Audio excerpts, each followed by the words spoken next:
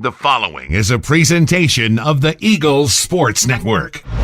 This is the Eagles Sports Network. I'm the voice of the Eagles, Adam Cavalier, alongside Carson-Newman offensive line coach Kevin Day. And today we begin our football position previews, starting with the gentleman up front. K-Day, a group that is pretty well seasoned. You only lose one body off the two deep from last year. That was Stokes Rowe. A lot back. How do you size up the front five for 2018? Well, the exciting thing is that, like you said, we have some serious veterans coming back. Now, with that said, they're mostly all juniors, though, but they've been playing since they were freshmen.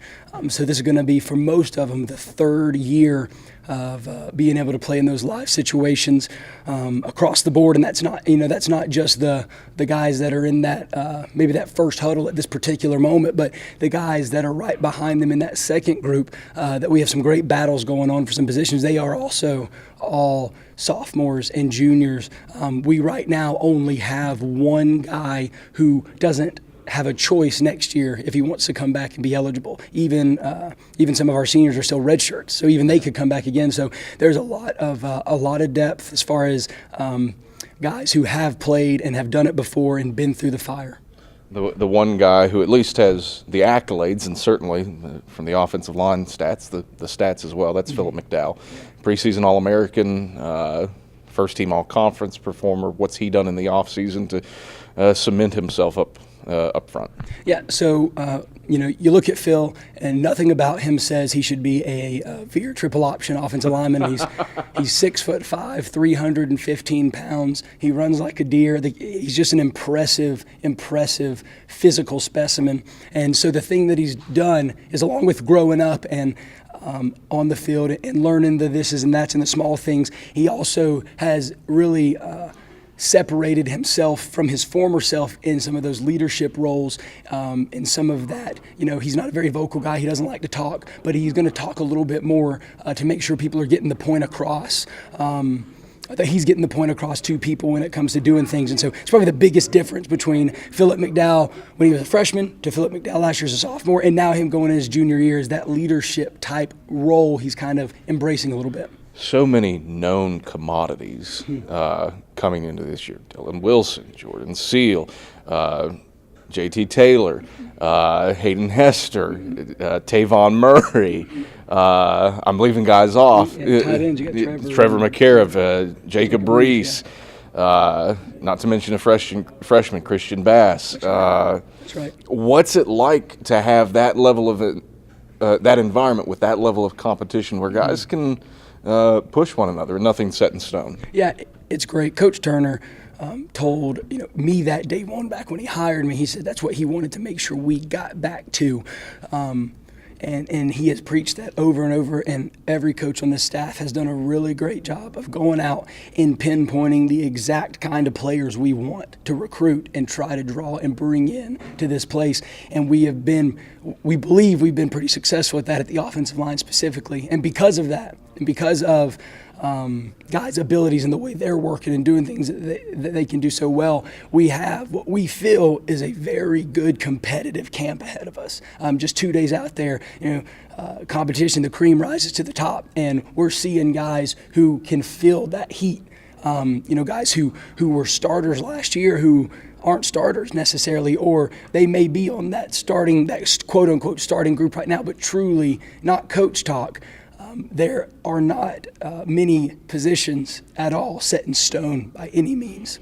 It feels like, to borrow the term from basketball, you could do 5 in, 5 out if you really wanted to. Sure, yeah, we could. We really could. That's the way we feel right now. Let's say that right now. We've been through spring, been through summer. Guys Coach Long and his staff done a great job getting people stronger in this weight room, getting people faster, getting guys more flexible. They can bend, doing those things really well. In 2 days with no pads on, mentally, we look like we've got some things going on. We'll find out a lot tomorrow. Our defense, Coach Slade and that whole staff does a phenomenal job. They were a top 10 defense in the nation last year, and so we'll find out a lot tomorrow when Montel and Brian line up against us, and we'll see just how well we're actually doing some of those things and how well our depth maybe really is, and that includes those younger guys, that we want to see push those older guys, and those other old guys push those other old guys, and it's a great thing. It really is. You think about this group, what is its ultimate strength? The ultimate strength of this offensive line unit is a brotherhood that is very interesting. They're different, so they have those stupid mustaches they all have shaved under their face, their camp stashes, that's funny, but that is just a little thing about how well they get along. And they have done to this point a really good job of understanding that we talk about it's all about the room, and that's that room, that offensive line room. It's about the coaches and the players in that room being a very tight unit, 5 and 6 like one.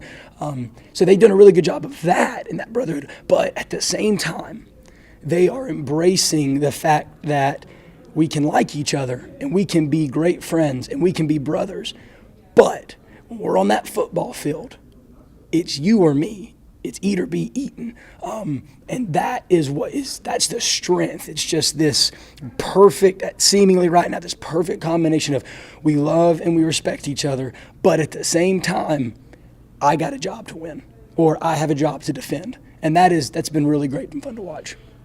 Obviously, we know about those guys. We know about the Micah Presleys of the world. Who's the Nick Parsons of the world? Yeah. Who's somebody that a Carson-Newman fan might not know about yet that could make an impact? Yeah, so Reese Fain playing tackle for us. Reese is going to be a redshirt junior this year, and he does some things really well. He's from up in Johnson City. We're really excited about him. He's a guy who's been on the team and really had a great spring, and we're excited to see if that continues and develops and creates some even more competition at those tackle spots.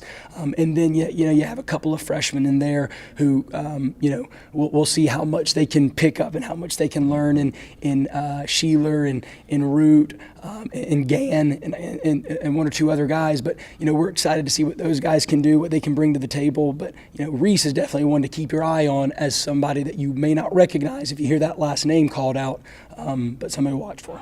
Let's touch on tight ends momentarily too. Trevor McCarriv has started something like 20-some-odd consecutive games in a row, but depth behind him as well, and depth that can push him. Yeah, it's great. We lost John Mason last year. Officially, he was one of those fifth-year seniors who John had moved all over the place, and he came to tight end, and before we knew it, running two tights the whole year. So he did a great job. And so you have Trevor back, and he brings all that experience, like you said, and Trevor brings an attitude and a leadership quality to that room, and he's kind of the guy that nobody wants to make upset. Like he's the guy that we partnered up all the freshmen with older guys, and the freshmen who had to have Trevor as their older guy to ask questions to, they probably aren't going to ask him very many questions because they're going to be, I don't know if I want to ask him. I'll figure it out myself. But that's a great quality he brings. And then with him you have Jacob. Jacob got playing time last year. He'll be a true sophomore this year, and he does well with Trevor being such a great athlete and looking that kind of thinner build. Jacob looks the complete opposite. Jacob is stocky. He looks like a tackle, but he runs like a deer and has great hands. And so those two push each other. And then we've got Christian, who we feel great about. And we've got another tight end, Zach Taylor, a freshman tight end. And so those guys are they're really doing a good job getting after it. But at the same time, again, it's that same thing we're talking about, that offensive line. They're in there with, we're brothers. Trevor's always trying to help somebody because Trevor's never scared somebody can take his spot. So he's always trying to get somebody better. But at the same time, like those other guys, that's my job to take. So it's great. They're doing a good job. Kevin, thanks for the time. Good luck this year. Appreciate that.